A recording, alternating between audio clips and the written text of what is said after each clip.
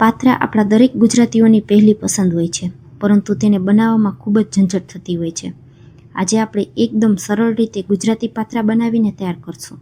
આ પાત્રા બહારથી ક્રિસ્પી અને અંદરથી ખૂબ જ સરસ સોફ્ટ બનીને તૈયાર થશે.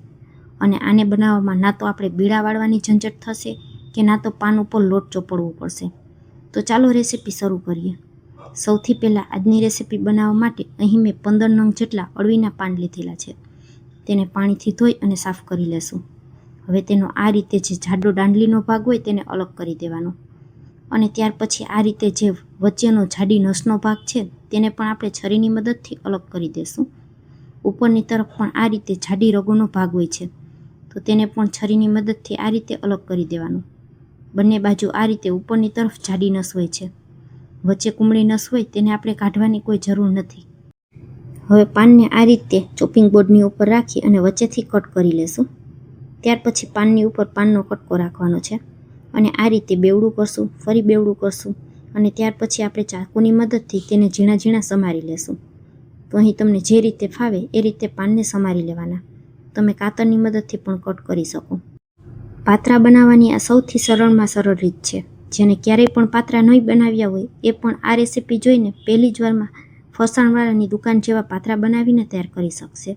ટ્રેડિશનલ રીતે પાત્રા બનાવવામાં આપણે એક એક પાનમાં લોટ ચોપડવો પડતો હોય છે, તેના બીડા વાળવા પડતા હોય છે અને ઘણી વખત બીડા ખુલ્લી પણ જતા હોય છે. આમાં એવી કોઈ પણ ઝંઝટ નહીં થાય.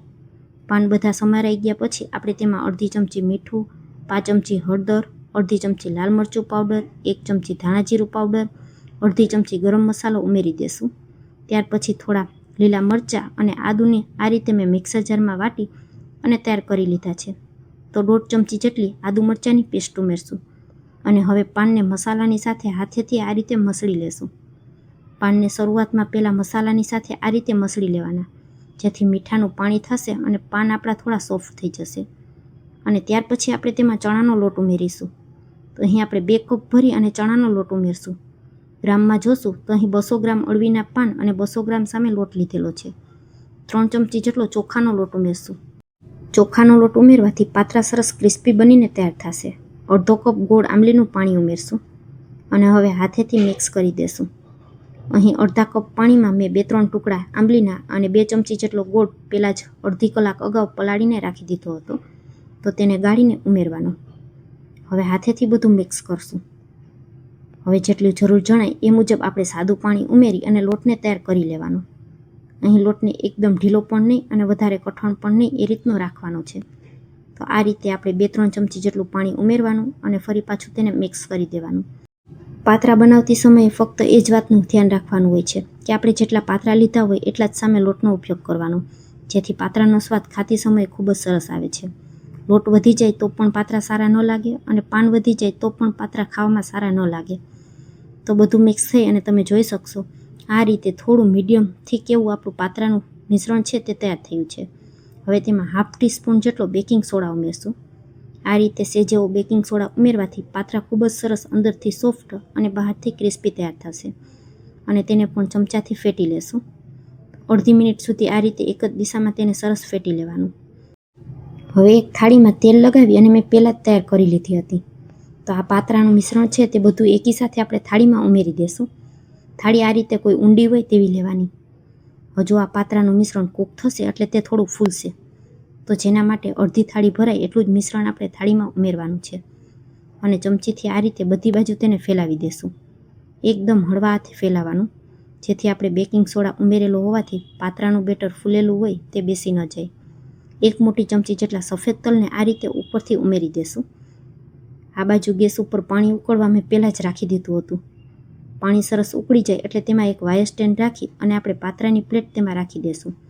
તેની ઉપર ઢાંકણ ઢાંકી અને 12 થી 15 મિનિટ સુધી હાઈ ફ્લેમ ઉપર પાત્રાને ચડવા દેશું. તો 12 મિનિટ જેવો સમય થઈ ગયો છે. ઢાંકણ ખોલી અને છરીથી પાત્રાને ચેક કરીએ તો તે એકદમ સરસ કૂક થઈ ગયા છે. છરીમાં બિલકુલ ચોટતા નથી. તો હવે તેને 5 મિનિટ પંખા નીચે ઠંડા કરી લેશું અને ત્યાર પછી આપણે છરીની મદદથી સૌથી પહેલાં થાળીને આ રીતે ચારે બાજુ સાઈડને છોડાવી લેવાની. ત્યાર પછી હવે આપણે તેમાં આડા અને ઊભા કટ લગાવી લેશું.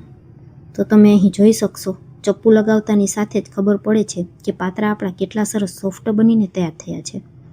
મેં અહીં અડધા ઇંચની અંતરે કટ લગાવેલા છે. એક બાઇટ્સમાં એક પાતળું ખવાઈ જાય એ રીતે નાના નાના આપણે તૈયાર કરશું. તમને મોટી સાઇઝના પસંદ હોય તો તમે મોટા કટ પણ લગાવી શકો. તો સૌથી પહેલાં આ રીતે મેં ઊભા કટ લગાવી દીધા છે. ત્યાર પછી આપણે થાળીને આ રીતે ફેરવી અને આડા કટ પણ લગાવી દેશું. ફ્રેન્ડ્સ, મારી ગેરંટી છે કે એકવાર આ પાત્રાનો સ્વાદ ચાખ્યા પછી તમે ટ્રેડિશનલ પાત્રા બનાવવાનું ભૂલી જશો. એકદમ જે રીતે આપણે ટ્રેડિશનલ પાત્રાનો સ્વાદ હોય એ જ રીતના આ પાત્રાનો સ્વાદ આવે છે. એના કરતાં પણ વધારે ટેસ્ટી આ પાત્રા બનીને તૈયાર થશે. મારા ઘરમાં બધાને એટલા પસંદ આવ્યા કે ઓછા પડી ગયા. હવે એક પાત્રા બાઇટ્સને આપણે કાઢીને જોઈએ તો તમે જોઈ શકશો એકદમ સરસ સોફ્ટ અને બધા એક જ સરખા પીસના તૈયાર થયા છે. હવે આપણે પાત્રાનો વઘાર કરી લેશું. અહીં આપણા થાળીમાં બિલકુલ પાત્રા ચોટ્યા નથી અને બીડા વાળીએ તો તેમાં ઘણી બધી ઝંઝટ થતી હોય છે. હવે એક કઢાઈમાં 3 પાવડા જેટલું મેં તેલ ગરમ કરવા રાખેલું છે. તેમાં અડધી ચમચી રાઈ, અડધી ચમચી જીરું અને 5 ચમચી હિંગ ઉમેરશું. થોડા મીઠા લીમડાના પાન ઉમેરશું. તમને તેલ ઓછું પસંદ હોય તો તમે થોડું ઓછું પણ લઈ શકો. તૈયાર કરીને રાખેલા પાત્રા ઉમેરશું. પાત્રામાં થોડું તેલ વધારે હોય તો તે ખાવામાં ખૂબ જ સરસ લાગે છે અને થોડું તેલ વધારે હોય તો પાત્રા આ રીતે થોડા તેલમાં સંતળાઈ અને ક્રિસ્પી પણ થઈ શકે. તો 5 મિનિટ સુધી આપણે ચમચાથી હલાવી અને પાત્રાને થવા દેવાના, જેથી તે સરસ ક્રિસ્પી થઈ જાય. વચ્ચે વચ્ચે આ રીતે તેને બધી બાજુ ફેરવતું રહેવાનું, જેથી બધી સાઈડ એક સરખા ક્રિસ્પી પાત્રા તૈયાર થશે. તો હવે તમે જોઈ શકશો અહીં પાત્રામાં તેલનું સરસ કોટિંગ થઈ ગયું છે અને તે એકદમ સરસ ક્રિસ્પી બનીને તૈયાર થયા છે. ગરમા ગરમ પાત્રાને સર્વ કરશું. તો ફ્રેન્ડ્સ, આજની રેસીપી તમને જરા પણ પસંદ આવે તો વિડીયોને એક લાઇક કરજો, તમારા ફ્રેન્ડ્સ અને ફેમિલીમાં શેર કરજો અને મારી રેસીપીઓ તમને જોવી ગમતી હોય તો મને સપોર્ટ કરવા બદલ મારી ચેનલને સબસ્ક્રાઈબ જરૂરથી કરજો. ફરી મળીશું આવી જ એક નવી રેસીપી સાથે. ત્યાં સુધી સૌને મારા જય માતાજી.